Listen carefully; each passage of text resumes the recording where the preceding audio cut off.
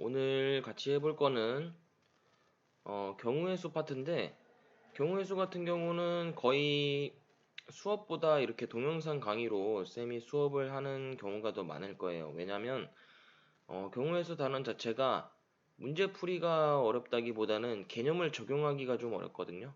그래서 반복해서 동영상을 계속 반복해서 보는 게 너네들의 공부 효율이 더 좋을 것 같아서 이 경우의 수 부분은 동영상 강의로 많이 진행을 할 것 같습니다. 그래서 이 경우의 수 같은 경우에는 개념이 이렇게 네 가지 정도가 기본적으로 있어요. 그래서 이 네 가지 개념을 완벽하게 이해를 하고 문제를 푸는 게 적용하는 면에 있어서 훨씬 더 쉬울 겁니다. 자, 그래서 각각 하나씩 잘 살펴볼 건데, 음, 먼저 자, 시행부터 볼게요. 자, 동일한 조건에서 반복을 할 수가 있고 그 결과가 우연에 의해서 지배되는 실험이나 관찰이라고 나와 있는데 뭐 예를 들어서 시행의 예를 들면은 뭐 주사위 던지기 이런 게 시행이에요. 주사위를 내가 던졌다. 그거 자체가 시행입니다. 그리고 또 뭐 동전 던지기 이런 것들이 있겠죠? 이게 시행이라고 하는 거예요. 이런 거를 주사위를 던지고 동전을 던지고 이런 것들이 시행입니다. 자, 그 다음에 이제 나타내는 개념이 표본공간. 표본공간이라고 하면요, 시행에서 일어날 수 있는 모든 결과들의 집합이죠. 집합이라는 좀 단어가 중요한 단어로서 작용을 하는데, 우리가 앞전 단원에서 집합을 배웠잖아요. 그죠? 그 집합 단원에서 집합에 원소가 들어간다는 것도 알고 있죠. 그 얘기는 표본공간이라는 거는요, 시행에서 일어날 수 있는 모든 원소들이 집합 안에 들어간다라고 생각을 하시면 됩니다. 뭐 예를 들어서 주사위 던지기라는 시행을 해볼게요. 그럼 주사위 던지기의 시행에서 나오는 표본 공간은요. 이 녀석의 표본 공간은 집합으로 한번 써볼게. 집합은 우리가 뭐 가장 흔히 쓰는 게 뭡니까? 벤 다이어그램이죠.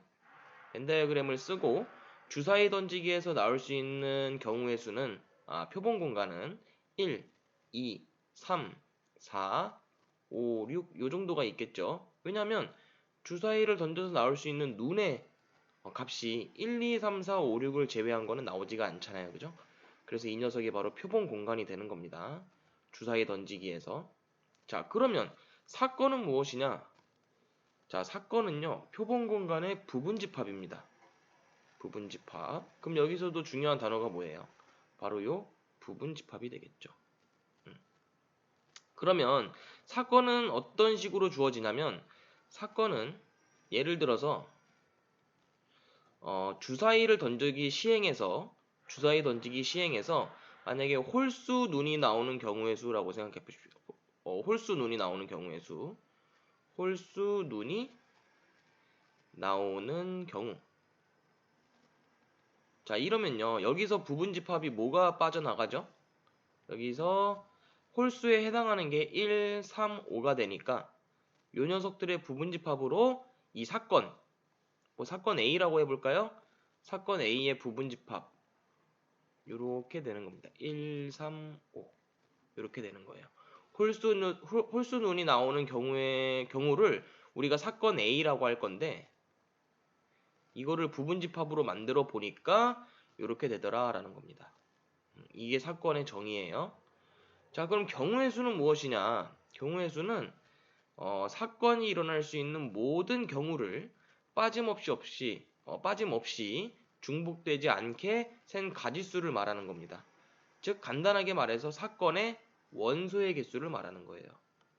원소의 개수. 즉 이 사건 A에서 경우의 수는요. 바로 3개가 되는 거겠지. 사건 A에서 경우의 수. 왜? 원소가 3개니까. 아주 쉽죠. 그래서 요 4가지 개념, 시행, 표본 공간, 사건, 경우의 수 이것들은요. 서로 다 연관이 돼 있습니다. 가장 먼저 시행이 발생을 하고 시행에서 나오는 표본 공간이 있고요. 그 표본 공간 안에 사건이 있는 거고 그 사건의 원소의 개수가 바로 경우의 수가 된다.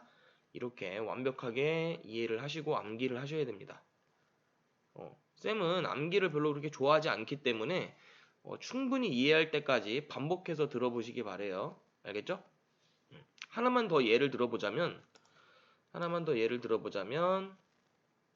동전 던지기 시행을 한번 해보겠습니다. 동전 던지기. 자, 내가 동전을 던졌어요. 그러면은 시행은 뭐라고 말할 수가 있는 거야, 우리는? 동전 던지기라고 말을 할 수가 있겠죠? 동전 던지기. 그럼 얘 같은 경우는 100원짜리라고 해보자. 그럼 뒷면하고 100원짜리에 뭐 있어요? 이렇게 이순신 장군이 이렇게 있죠? 이순신 장군인가? 까먹었다. 자, 이렇게 앞면이 있죠. 그랬을 때 동전 던지기 같은 경우에는 표본 공간이 어떻게 되는 겁니까? 표본 공간이 요거 두 개밖에 없겠죠. 앞면과 뒷면. 이렇게 두 가지밖에 없는 겁니다. 그 중에서 우리는 표본 공간의 부분 집합이 사건이니까 사건 A를 우리가 뭐라고 할 거냐면요. 앞면이 나오는 경우.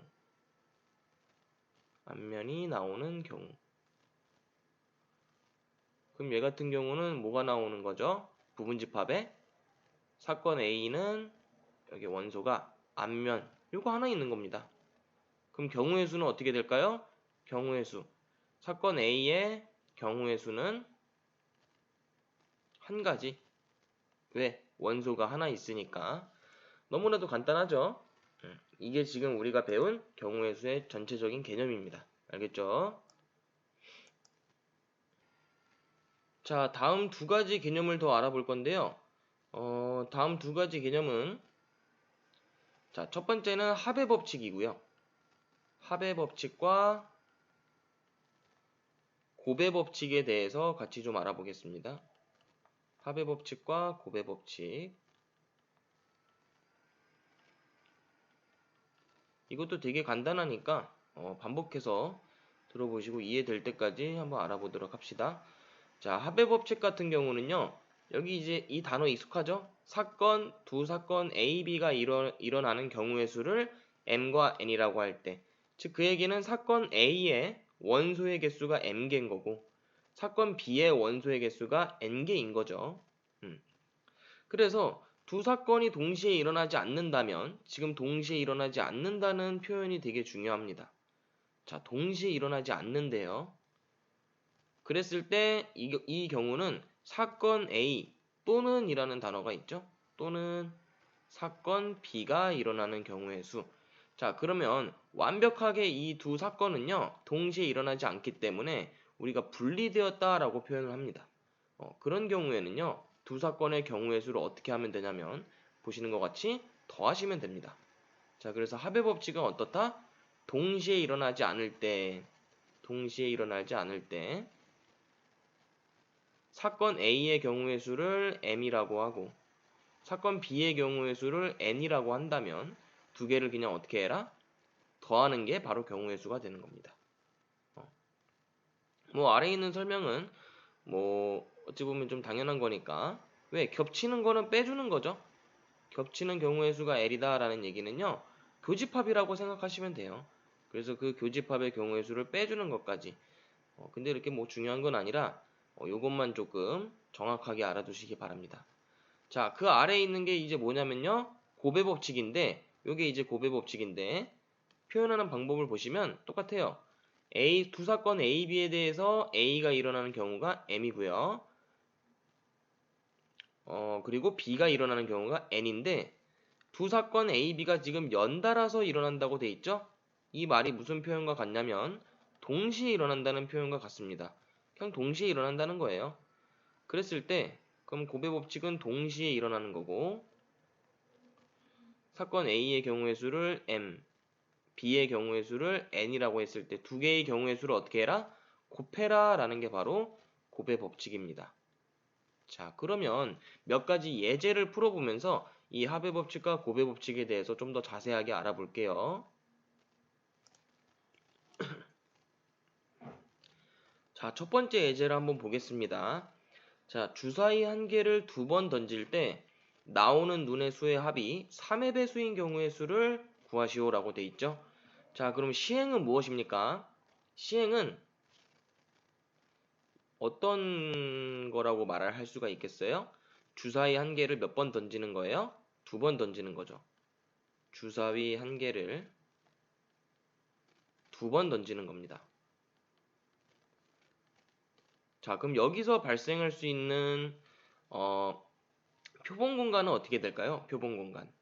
표본 공간을 이렇게 만들어 보게 되면 표본 공간은 근데 이거 매번 문제 풀 때마다 이렇게 하는 게 아니라 나는 지금 개념을 적용시켜 주기 위해서 계속 하는 거니까 굳이 이렇게 매번 풀 때마다 표본 공간을 그릴 필요는 없습니다. 자, 그러면 주사위 한 개를 두 번 던지면 어떻게 되냐면 처음 던졌을 때 1이 나오고 두 번째 던졌을 때도 1이 나오고 또 처음 던졌을 때 1이 나오고 두 번째 던졌을 때는 2가 나오고 뭐 이런 식으로 그러면 요렇게 계속 가다 보면은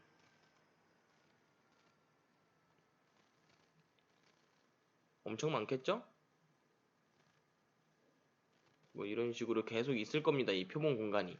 그래서 총 몇 가지가 있을까요? 표본 공간이. 6개랑 6개니까 36가지가 있겠죠. 36가지의 표본 공간이 있는 겁니다. 자, 그 중에서 우리는 나오는 눈의 수의 합이 3의 배수인 경우니까 이게 사건인 거예요.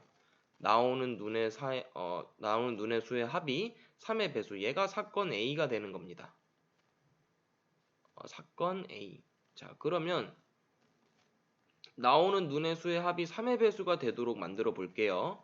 자, 그러면 처음에 뭐가 됐을까? 3의 배수 중에서 사건 A를 조금 더 분류해보자. 이 녀석 전체를 사건 A라고 하지 말고 사건 A는 3이 되는 경우의 수. 3이 되는 경우의 수. 더해서 3이 된다는 얘기예요. 그 다음에 사건 B 같은 경우는 경우의 수가 아니라 3이 되는 경우겠죠. 자, 사건 B 같은 경우는 3의 배수니까 3 다음에는 6이죠. 그 다음에는 사건 C를 해볼 건데 얘 같은 경우는 9가 되는 경우. 사건 D 같은 경우는 12가 되는 경우.